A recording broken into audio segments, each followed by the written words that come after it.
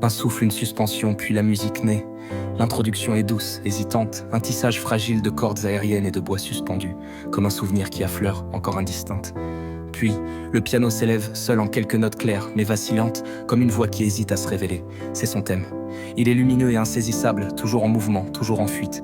Il danse, se dérobe, laisse place au contre-champ des violoncelles qui viennent l'envelopper, l'ancrer dans une mélodie plus profonde, plus intérieure. Mais il ne s'attarde jamais, il glisse d'une tonalité à l'autre, échappe aux harmonies trop prévisibles. Il est à la fois présence et absence, une ombre portée par la lumière. Puis, il s'éteint doucement, laissant derrière lui une vibration suspendue. Les cordes prennent ensuite une teinte plus sombre, plus dense. Le piano se fait plus grave, l'harmonie plus âpre, comme un écho de quelque chose d'inachevé. Le deuxième thème.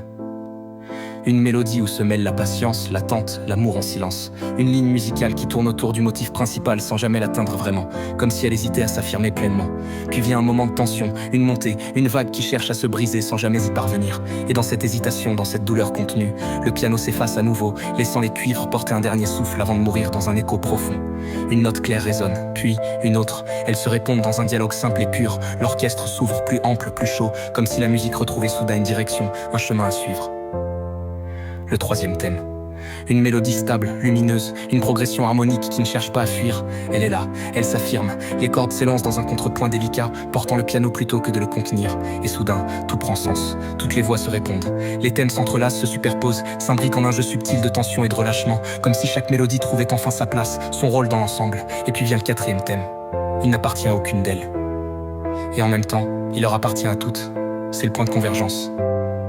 Une fusion des trois thèmes, non pas en lutte, mais en harmonie, comme si la musique acceptait enfin toutes ses voix. Le piano se libère, les arpèges s'élancent avec une force nouvelle, guidés par l'orchestre et non plus en opposition avec lui. Les thèmes se fondent en une apothéose lumineuse, une cascade d'harmonie où les tensions se résolvent, où chaque note trouve sa place, comme si enfin, après tant d'errance, la musique osait être entière. Et dans ces dernières mesures, dans cette dernière montée où tout converge vers un même éclat final, je ressens enfin la paix.